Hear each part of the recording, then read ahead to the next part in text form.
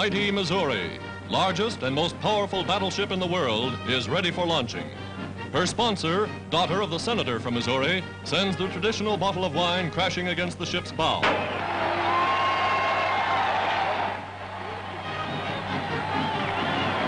Fastest and most modern warship afloat, the 45,000-ton Missouri goes down the ways months ahead of schedule.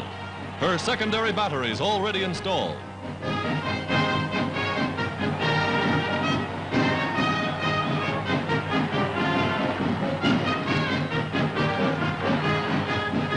More than just another fighting ship, the Missouri is symbolic of the ever-growing strength of the United States Navy.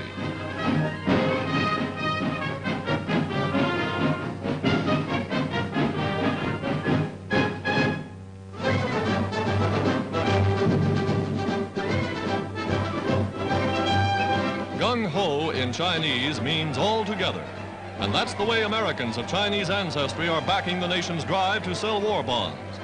Here in New York City's colorful Chinatown district, patriots rally to lend their money to the country of their adoption.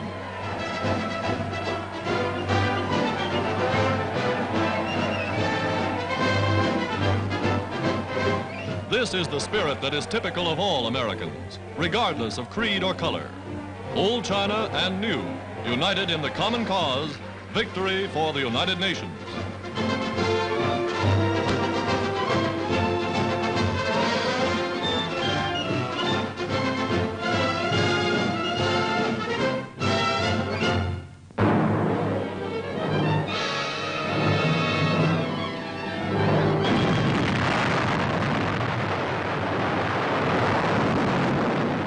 Setting off 27 tons of dynamite in a single blast, engineers shake loose 187,000 tons of copper ore from one of the great Chilean mines.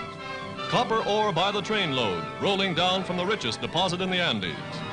At a smelting plant deep in the mountains, the precious metal-bearing rock yields molten copper in fiery streams. Molding ingots, 99% pure.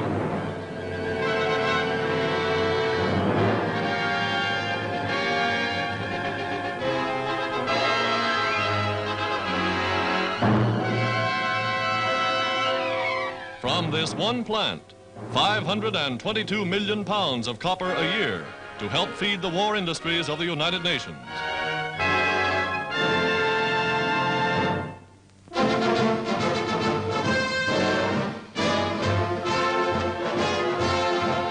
A plane in flames, but it's only to test the efficiency of the Army's newest firefighting truck. From the nozzle, suspended in midair, a powerful stream of carbon dioxide literally smothers the flames.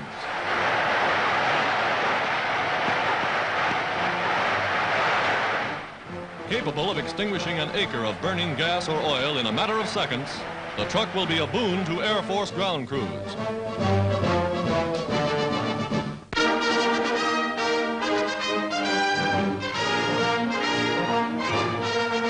Tumbling for health. One of the ways Canadian Navy men keep fit in temperature that's 10 degrees below zero. On the parallel bars, a former Canadian Olympic champion, now a petty officer, instructs a class in exercises that toughen muscles for the long weeks aboard ship.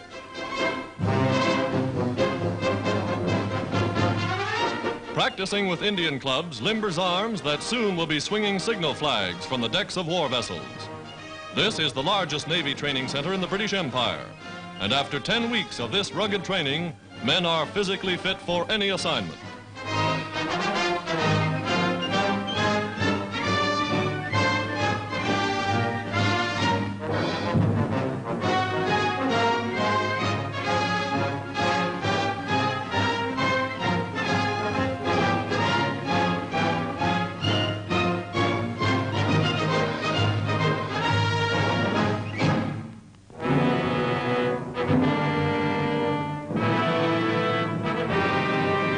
On Italy's east coast, British artillerymen prepare to take Orsonia, an enemy-held town important to the Allies, as the 5th and 8th Armies drive toward Rome.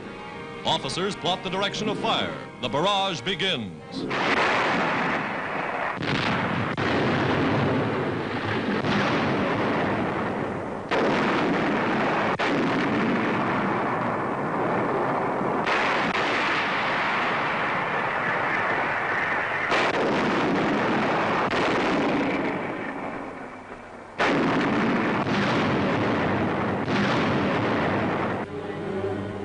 At a supporting airfield, the 99th United States Fighter Squadron, attached to the 8th Army, is composed entirely of Negro pilots.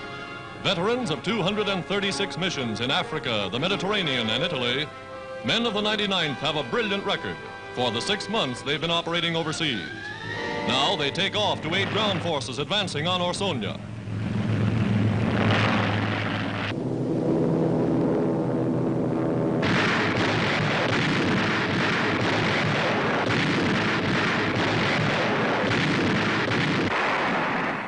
On the Central Front, observers guide the American cannonading of Nazi forces in and around San Pietro. Massing mortars and tanks, the Americans hurl a concentrated and devastating fire upon this center of enemy resistance.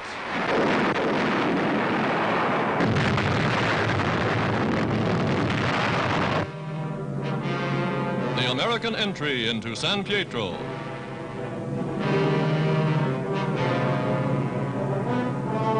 Buildings are searched for booby traps left by the enemy.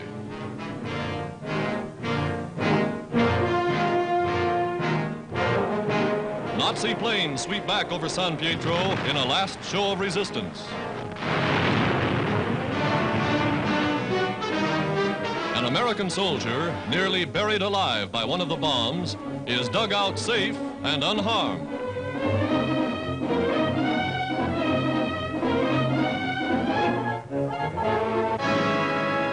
Others, many of them civilians, are not so fortunate.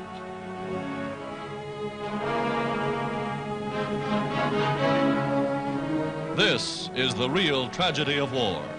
Slaughtered child and grief-stricken mother, innocent victims of Nazi bombs. Today, townspeople see some of their own troops fighting with the Allies.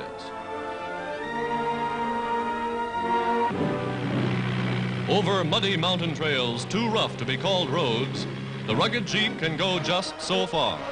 Here, supplies must go up by mule pack and by manpower. On military maps, this is Hill 907. But to the American soldier plodding forward mile by mile, this is one of the most difficult campaigns of the war.